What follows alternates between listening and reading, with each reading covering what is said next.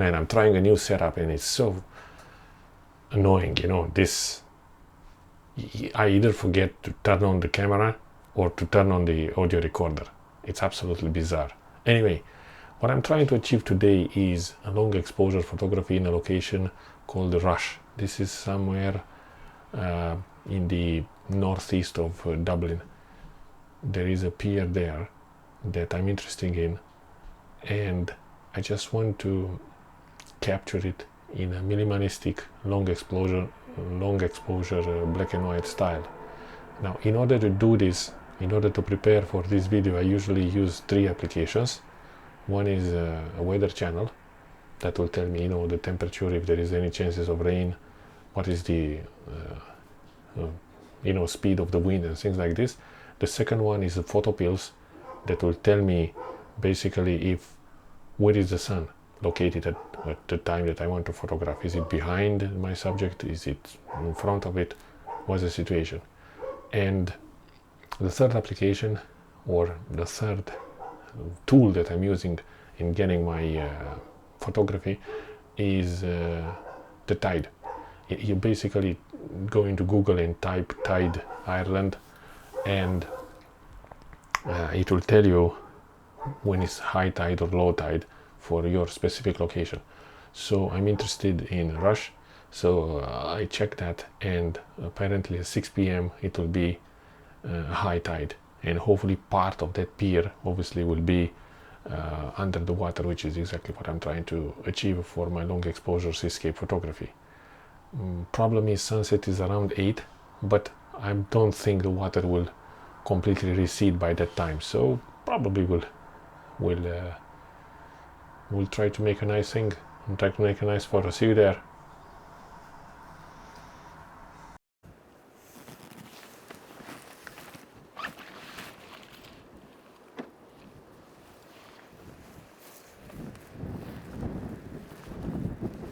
I'm not in Rush. I'm actually in Mornington. It's better. We'll see how it goes.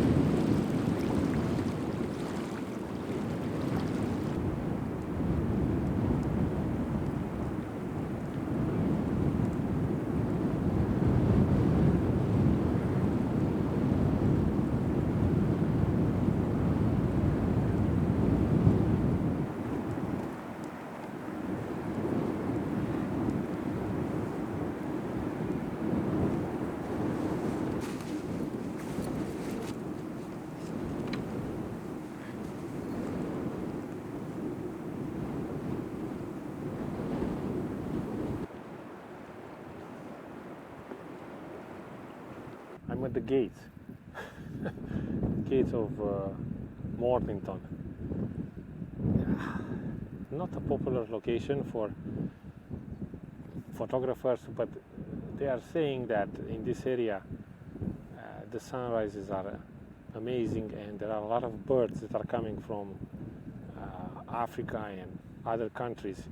So if you're into that will be the place for you to shoot. But why am I here is hopefully for that minimalistic approach in long exposure photography.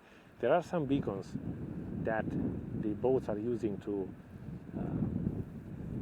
navigate through this canal, and obviously they look like something that is sticking out of the water, so having the sky as a background makes a classical composition in this fashion. The only thing is that I scouted the whole area, and unfortunately the one that can be photograph in this manner are on the opposite side where I am now. So anyway, I have to travel there. It's probably 1 kilometer only, and that's the whole purpose of this video, just to create another minimalistic long exposure. I had to drive 93 kilometers for that. Now the sun is about to set. It's currently 5:30. It will set around 8 o'clock, so there is plenty of time to do all sorts of activities here, to scout further.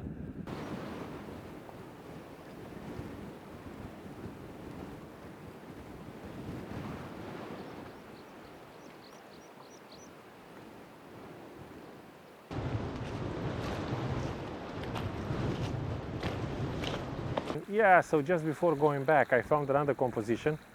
I noticed this ace-shaped pattern that leads your eye hopefully to the Mornington tower, and I had to stop, just to take a long exposure of it.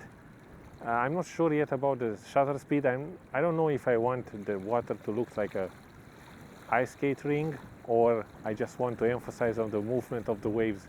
We'll probably do both just to have a comparison, but again, it's great. I think it looks fine, and it just shows the potential of this area. The sky is getting better and better. I hope we get some colors at the sunset.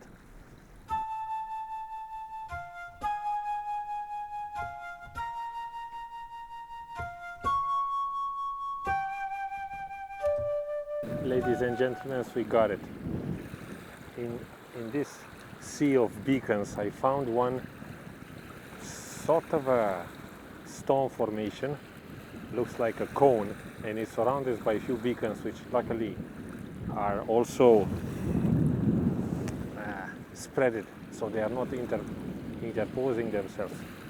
And it will work perfectly with the polarizing and a 2 minutes exposure.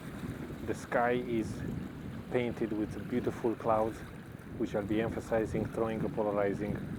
Focus on f/22 directly on that stone formation. Absolutely gorgeous. I'll print this in black and white, minimalistic long exposure photography. Wow! What?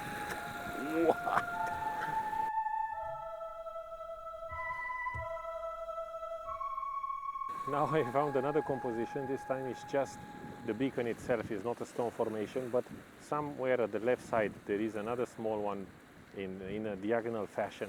I think it will look great on f/22, 2 minutes polarizing and the big stopper. Again, black and white, minimalistic. I'll definitely come back to this area. There's so much potential.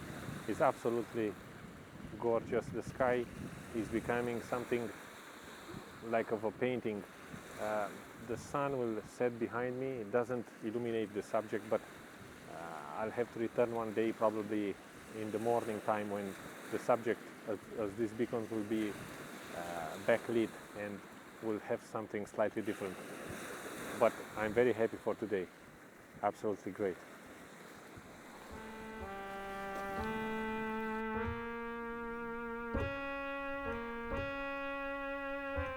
Yet again, I found a similar composition. You have it in front of you. It's there, right in front of you. 4 beacons.